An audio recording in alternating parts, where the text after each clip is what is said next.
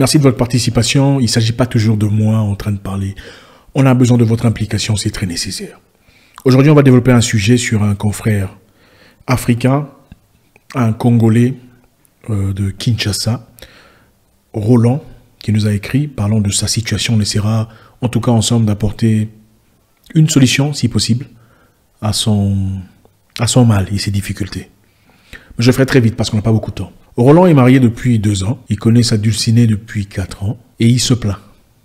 D'accord? Roland se plaint parce que sa femme, autrefois très gentille, très sympathique, est devenue très impolie. Pas seulement envers lui, mais aussi envers sa famille. Aujourd'hui, on va vraiment parler de cœur à cœur. Ok? On va vraiment parler de cœur à cœur sans filtre. On va essayer de développer certains éléments. Donc Roland traverse des moments difficiles parce que son épouse, sa dulcinée, est une femme très difficile. Très impolie, très insolente, irrespectueuse, pas seulement à son égard, mais aussi à l'égard de sa famille. Ils sont mariés depuis 2 ans, ils n'ont pas d'enfants et c'est devenu très compliqué. Roland dit que sa femme a l'habitude de crier sur lui devant ses amis. Donc ses amies filles, enfin ses copines, elle lui aurait dit une fois: tu ne fous rien, tu t'assois à ne rien faire, pendant que moi je suis là-bas en train de laver tes sales caleçons. Devant sa copine. Il lui a dit: quelquefois je me demande qu'est-ce que je fous avec toi. Devant sa copine. Sa femme lui aurait manqué de respect à plusieurs reprises devant ses amis. Donc Roland est vraiment angoissé parce que ce n'est pas facile, hein, je vois un peu. Et il paraît, la fille a 2 ans. La fille a 2 ans de plus que lui. Vous savez, en Afrique, c'est toujours compliqué quand vous emmenez une femme un peu plus âgée que soi. Ce n'est pas toujours facile. C'est difficilement accepté chez nous, vous savez, par rapport à ailleurs. Et en ce moment-là, cette fille avait une avocate, c'est-à-dire la grande sœur de Roland. Okay, la grande sœur de Roland était l'avocate de cette fille, parce que elle aussi, apparemment, aurait épousé un monsieur moins âgé qu'elle. Donc elle comprenait tout à fait ce qui se passait.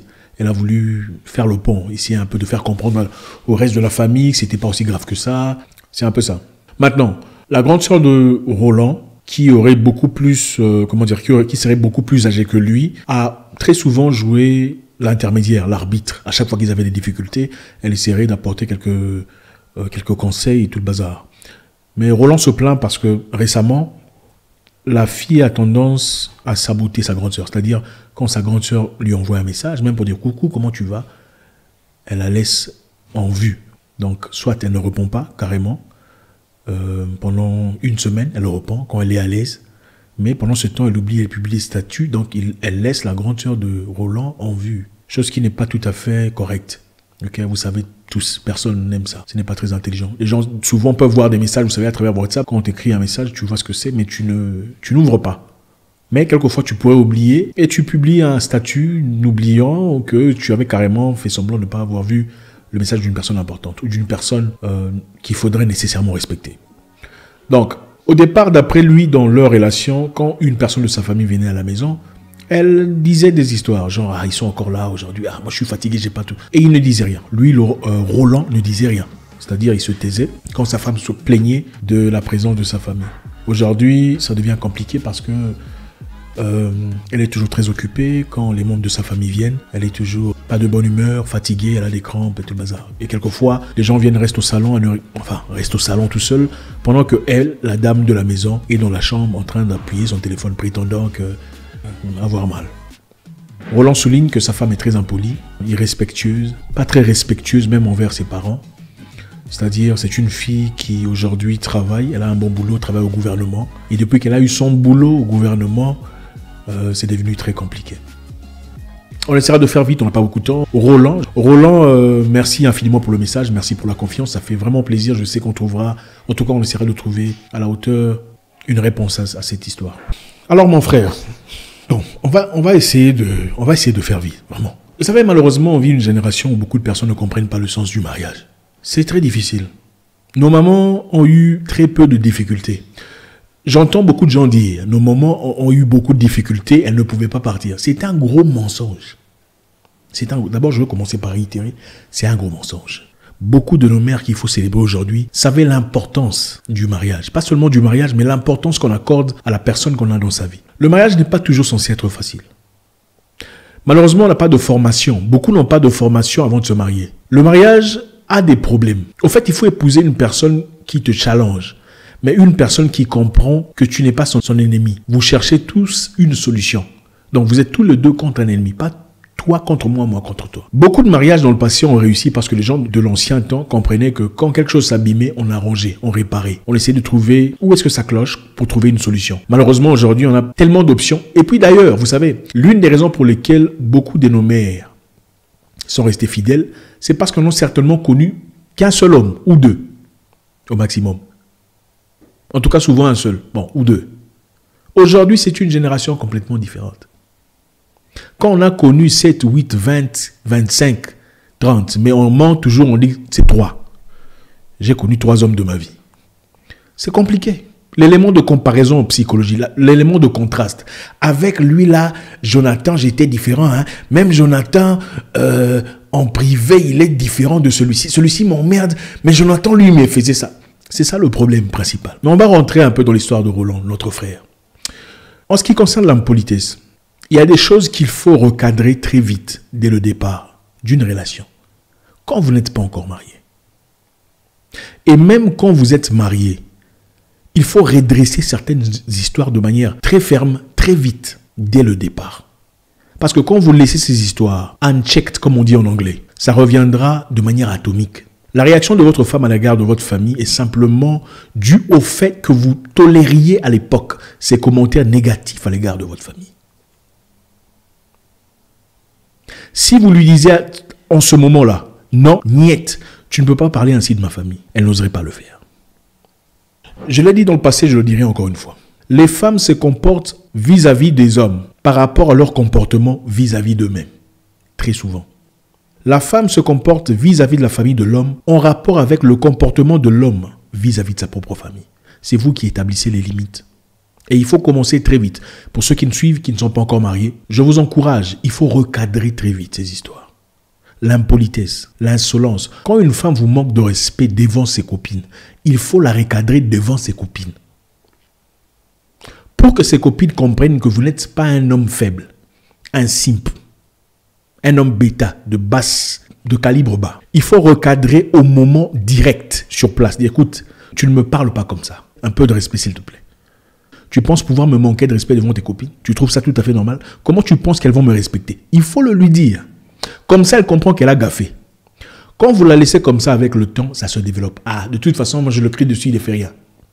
Et beaucoup de femmes, quand vous laissez ça, elles se disent, bon, de toute façon, je lui crierai dessus, il se fâchera un peu. Ensuite, ça va passer. Parce que je sais qu'il y a beaucoup d'hommes qui sont ici qui font ça. En réalité, voilà, quand la femme lui manque de respect, lui, il se fâche, il boude dans son coin pendant un temps, et puis quand elle vient toucher son oreille, il oublie, oh, excuse-moi, je voulais pas te... Ça passe. Il faut arrêter ça.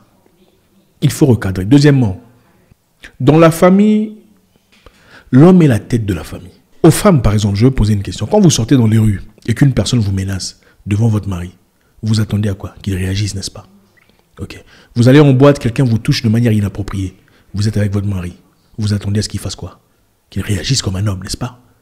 Comment vous sentiriez-vous si votre homme restait là pendant qu'un homme essaie de vous toucher de manière inappropriée et qu'il fallait vous défendre toute seule? Pas bien, n'est-ce pas?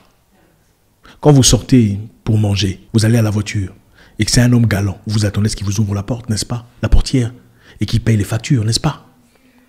Alors l'homme est le seigneur de la maison. Et il ne peut pas y avoir 2 tigres sur la montagne. Proverbe thaïlandais. Il ne peut pas y avoir 2 tigres sur la montagne. Le problème avec beaucoup de femmes, c'est quoi?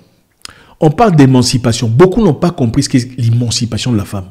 Beaucoup sont devenus féministes sans comprendre même l'origine du féminisme. Je vais vous donner une histoire très rapidement ici pour comprendre. J'espère que Roland tire une histoire. Une partie du féminisme a été sponsorisée pour une raison très impressionnante. À l'époque, les femmes ne travaillaient pas. Les hommes travaillaient. Donc, on collectait la taxe venant seulement des hommes.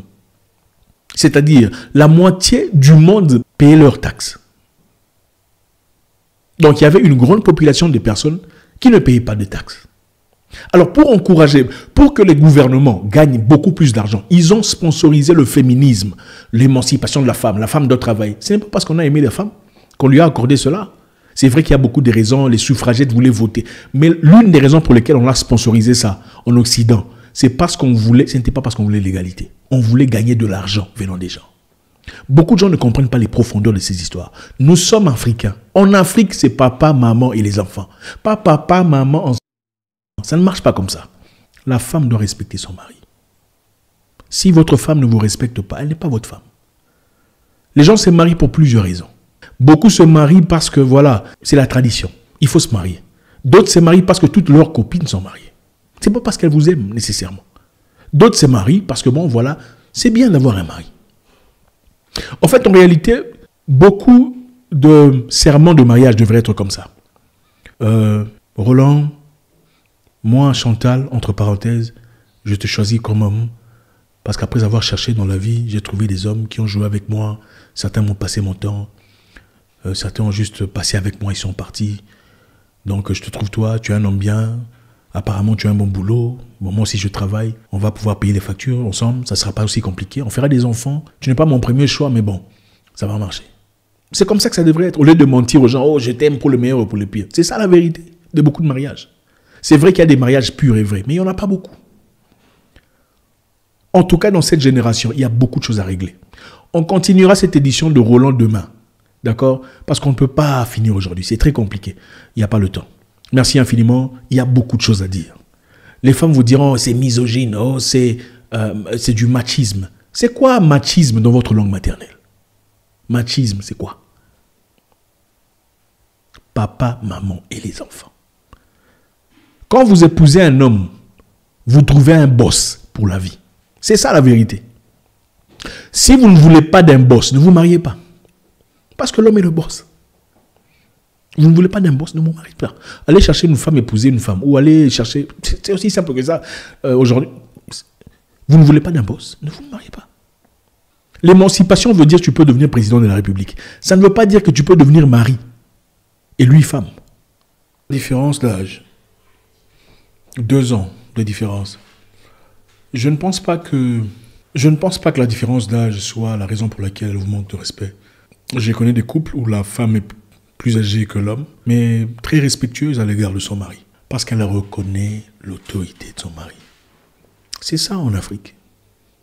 Maintenant, pour être honnête avec vous, les relations ou les mariages où vous verrez l'homme à peut-être 10 ans de plus que sa femme, vous verrez très difficilement l'irrespect dans de telles relations ou mariages. Ça n'existe pas.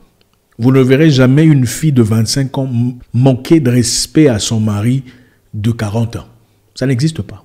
Donc moi, si je pouvais, j'encouragerais un jeune homme de 38 ans d'épouser une fille de 26 ans, 27 ans. Franchement, pour moi. C'est pas pour dire que toutes les femmes de 40 ans seront irrespectueuses. C'est pour simplement dire que pour se prémunir, pour se protéger, j'encouragerais, s'il y avait cette option, je dirais, écoute, va avec la fille de 26 ans. C'est vrai qu'il y a des filles de 26 ans qui sont folles. Mais en termes de respect, même si elle est folle, okay, on ne parle pas de folie, mais on parle de respect. C'est très difficile qu'elle vous manque de respect. L'homme ne demande pas grand-chose. L'homme demande une seule chose. Tu peux faire tout ce que tu veux de tout ce que tu veux. Mais il y a une chose que si tu touches, peu importe l'origine de l'homme, sa nationalité, son état spirituel, sa race, tous les hommes sur terre demandent une seule chose.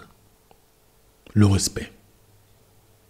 Si vous piétinez son respect, vous sortez le démon en lui. Vous piétinez son respect, vous sortez la bête en lui. Aucun homme ne permettrait à qui que ce soit de piétiner son respect. Aucun homme sur terre. Maintenant, pour éclaircir, l'émancipation qu'on a donnée à la femme, c'est sa capacité de pouvoir travailler dans un bureau génial, d'être directeur, chef, boss, sa capacité même de devenir président de la République. Mais cette émancipation ne s'emmène pas à la maison pour devenir mari à la place de son mari. Moi, je connais des gens où la femme est plus âgée que l'homme. Ils sont très amis. Mais la femme reconnaît le pouvoir de son mari. Et c'est ça la base de la stabilité de la relation.